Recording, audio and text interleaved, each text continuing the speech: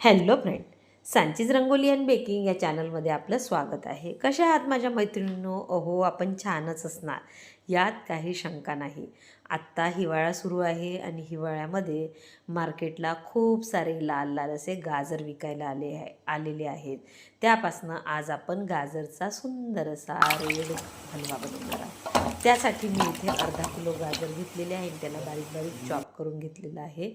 आणि इथे फ्रूट प्रोसेसरमध्ये मी यांना क्रश करून घेत आहे. कोण कोण या पद्धतीने क्रश करतं सांगा बरं मला.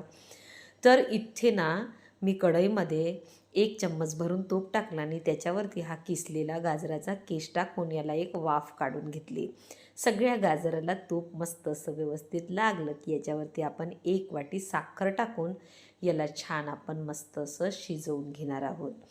तर आता शिजवून किती वेळ घ्यायचं आहे हे कसं कळणार? तर जोपर्यंत आपली साखर मेल्ट होत नाही तोवर याला आपल्याला शिजवून घ्यायचं आहे. आणि इथे मी अर्धा किलो दुधाचा घरीच असा छेना करून घेतला होता आणि तो छेना आपण या गाजरामध्ये टाकून घेतलेला आहे. दूध न टाकता आपण इथे दुधाचा छेना टाकलेला आहे.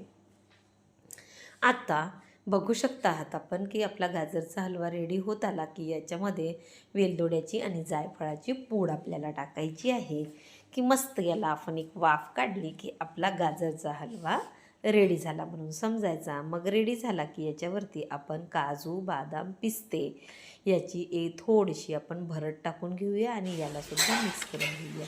मग असं सर्विंग बाउलमध्ये आपण सगळा गाजर